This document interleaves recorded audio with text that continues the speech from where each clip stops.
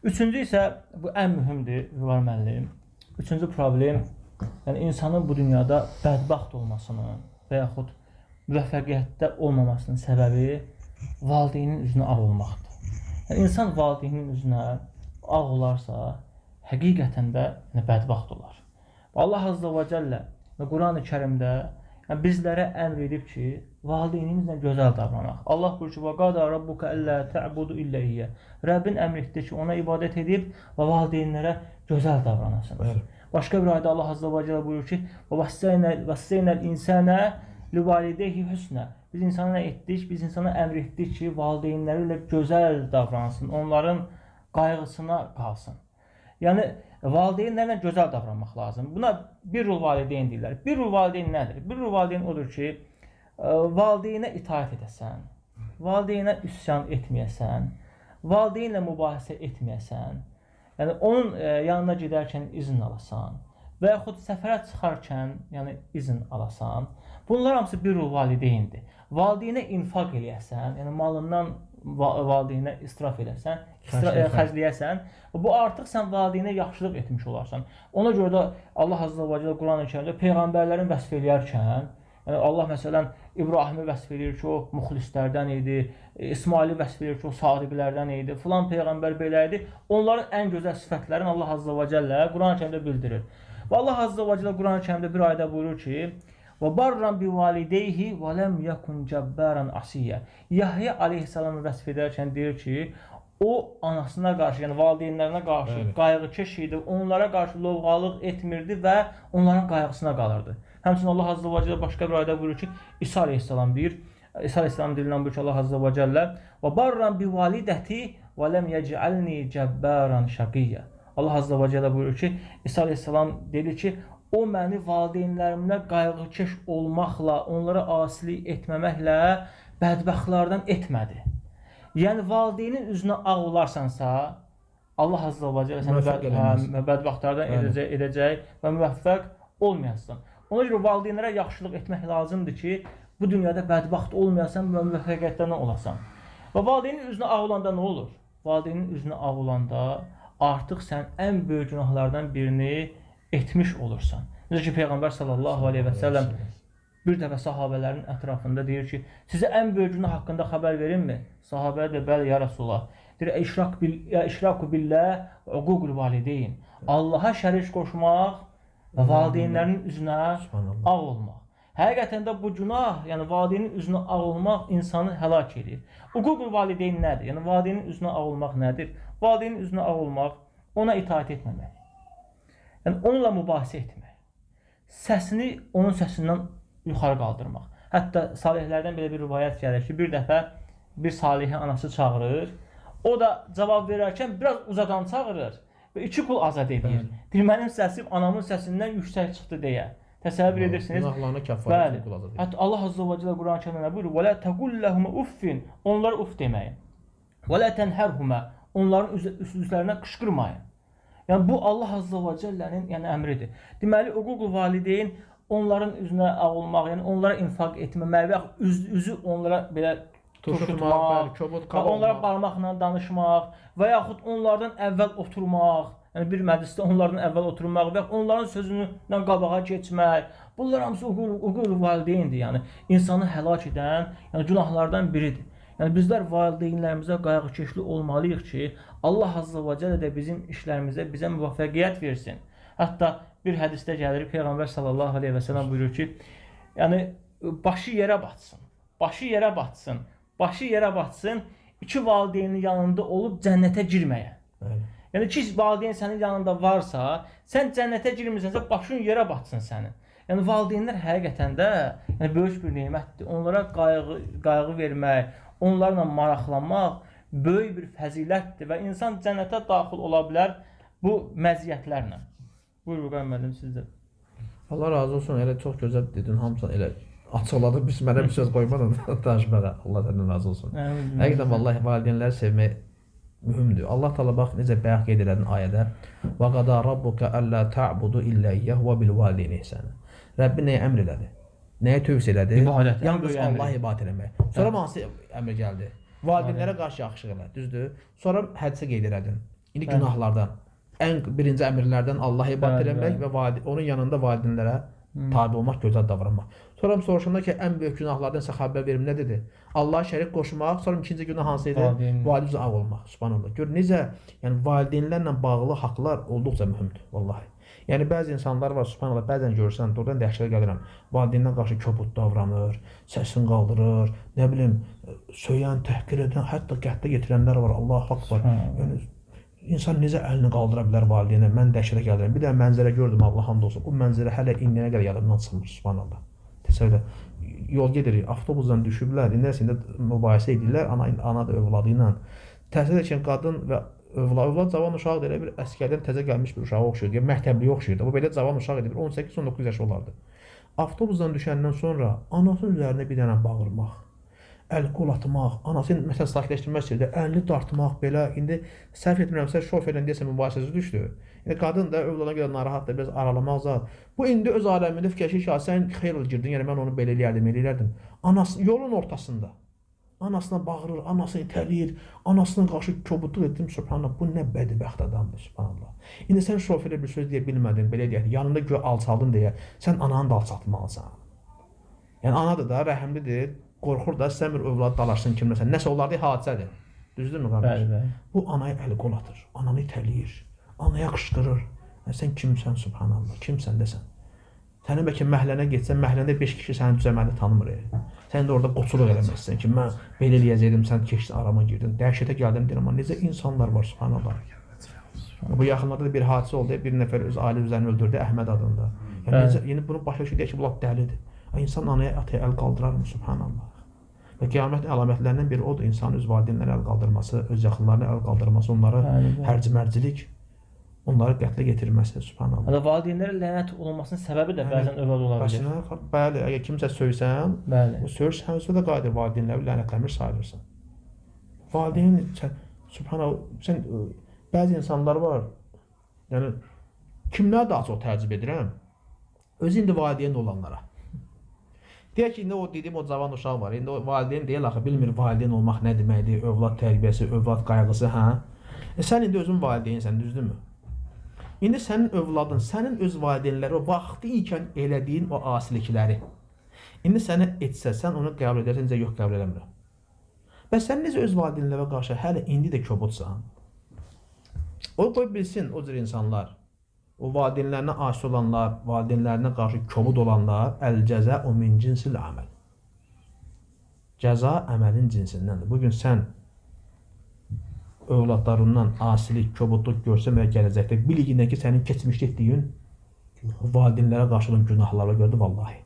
Necə o sələflərdən gəlir, deyir, görürlər küçədə, yolda bir nəfər atasını döyür, vurur. Girib aralamaq istəyirlər ki, nə qarsan, bala, nə edirsən, atanın ata deyir ki, işimiz olmasın. Əsədi qoy vursun, işimiz olmasın. Mən də o vaxtı ikən deyir, onun kimin zaman olanda, bax, bu yerdə öz atamı vurmuşdum.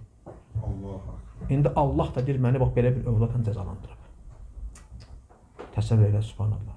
Və sən bugün valideynə kobudluq eləyəndə, sən fikirləşmirsən ki, sən sabah ailə qursan və ailəli bir insan, sabah övladların olsa, həmən münasibəti görəcəksən.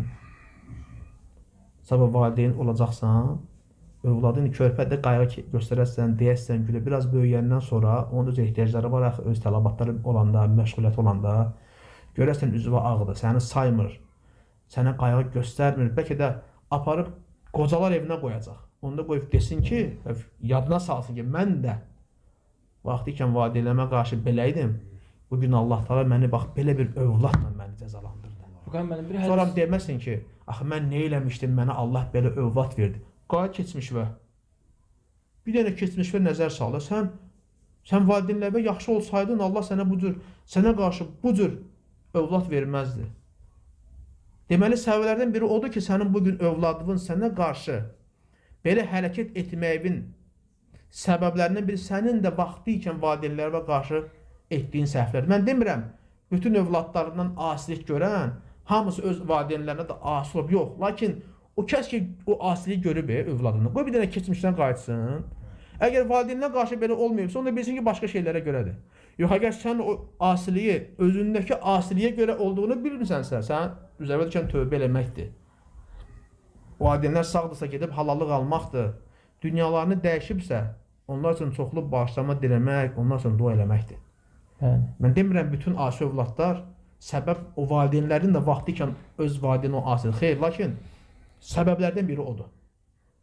Qoy bir keçmişi nəzər etsə ki, mənim övladım niyə belə oldu axı? Mən əgər valideyninə qarşı asi varsa ki, hə, deməli o günahlarıma görə imiş. Valideynlərimə qarşı etdiyim pis davranışa görə imiş. Buyurun. Doğrudur. Bu haqda bir hədis də yadıma düşdü. İbrahim müəllim dedi, həqiqətən maraqlı bir hədis var bu haqda. Peyğəmbər sallallahu əleyhi və səlləm buyurur ki, iki şeyin cəzasını Allah təxirə salmaz. Onlardan biri əhlül bağ idi, yəni yer üzündə fəsad törədənlər. Yer üzündə fəsad törədənlərin Allah azza və cəllə bu dünyada cəzasını verir, axirətdə də cəzasını saxlayır. İkinci də valideynin üzünə ağ olmaq. Valideynin üzünə ağ olanların Allah azza və cəllə cəzasını axirətə saxlamaz.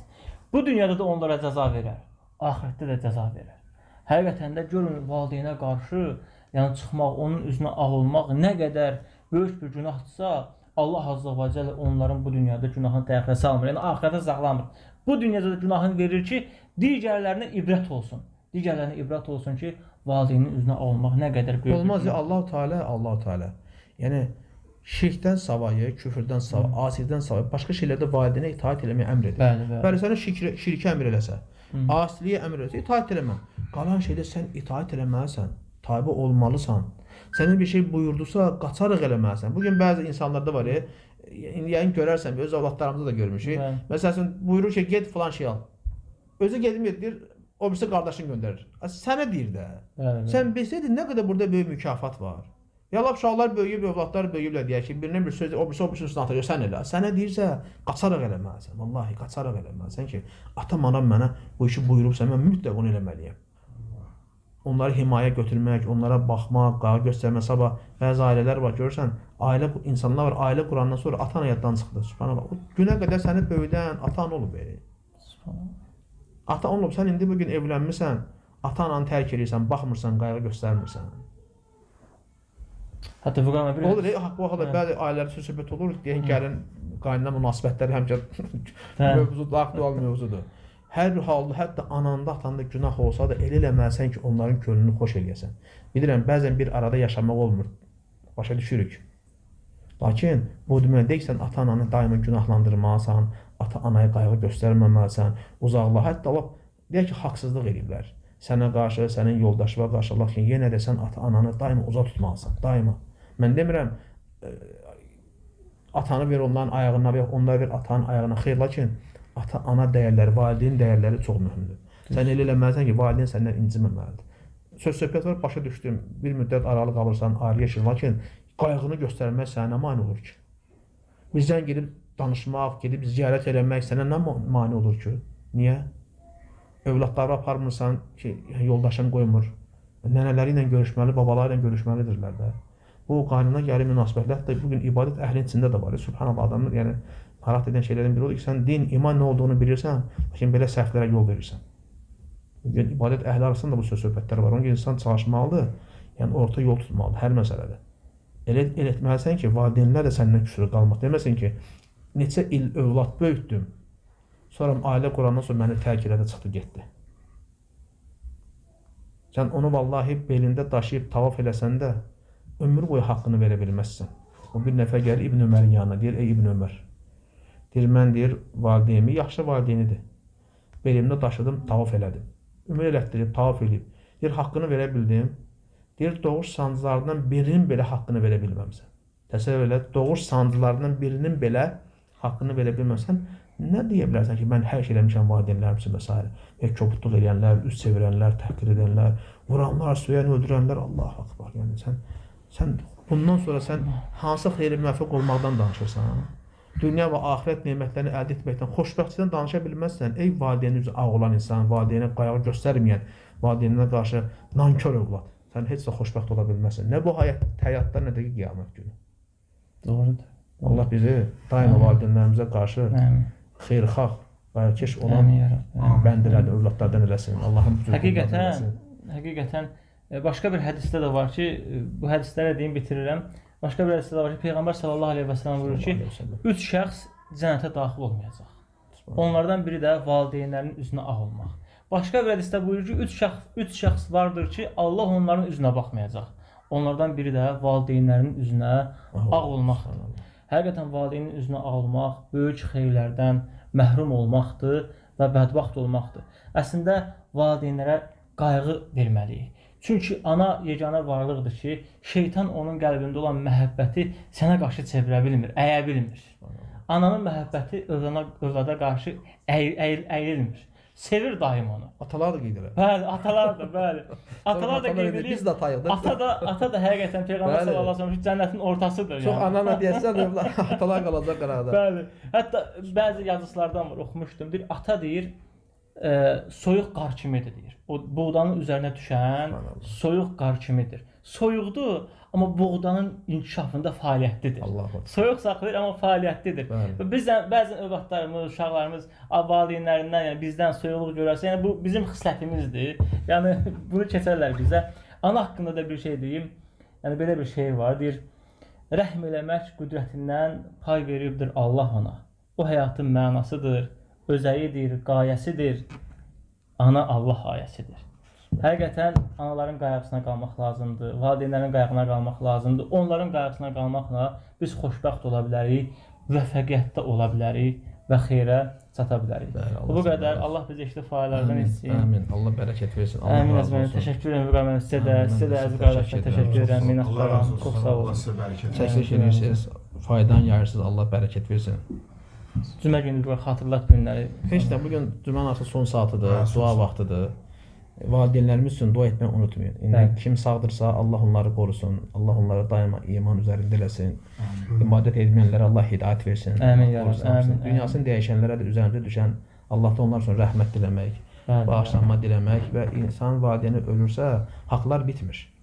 Dua eləmək ki, bitmir qardaşım. Dua elə. Onun adından sədəqə verə bilərsən, hətta adlarından, yəni onların əvəzi ümrə, həcc edə bilərsən. Vəsiyyətlərini yerinə yetirirsən, onların dostları ilə, yoldaşları ilə ünsiyyət qura bilərsən, yada sala bilərsən ki, atamın dostu olub, anamın rəfiqəsi olub və s.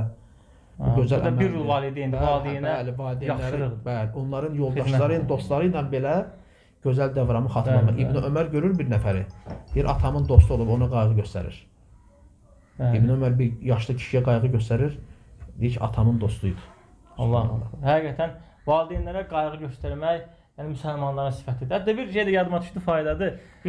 Yox, Əbu Hüreyrə deyir, Əbu Hüreyrədən belə bir rivayət gəlir. Deyir ki, Əbu Hüreyrə anası ölənə qədər həcc etməyib. Anası ölənə qədər həcc etməyib. Soruşurlar, niyə? Deyir ki, anamın xidmətində olmaq üçün. Təsəvvür edirsiniz, bu adam anası ölənə qədər həqiqətən həcc eləməyib ki, anasının xidmətində olmaq üçün. Hətta cihad məsələsində bilirsiniz Vüqar müəllim. Cihada getməyə belə valideyndən icazə almazlar. Bu günlər bəziləri deyir, mən istirahət gedirəm, valideyndən icazə almalıyam. Mən filan yerə gedib atam-anama deməliyəm. İslamda əmr olan cihadı getmək üçün atadan əmr almalısan. Subhanallah. Atadan icazə almalısan. Bu onlara sayğıdır. Bu onlara hörmətdir, bəli. Onlara təzim etməkdir. Valideynə təzim etməlisən, onların hörmətini qorumalısan. Bu qədər Vüqar müəllim. Allah razı olsun. Allah sizə bərəkət ver. Hər birinizə Allah Taala dualarımızı qəbul eləsin, ibadətlərimizi qəbul eləsin. Allah Taala qəbullərimizi birləşdirsin, daima xeyir üzərində cəm eləsin, bərəkət üzərində cəm eləsin. Allah Taala bütün izləyicilərimizə də rəhm eləsin, onları haqqa, xeyrə müvəffəq eləsin. Belə Allah razı olsun. Subhanakallahumma bihamdik əşhadu an la ilahe illə əstəğfiruka və etûbu ileyk. Allah razı olsun. Çox sağ olun.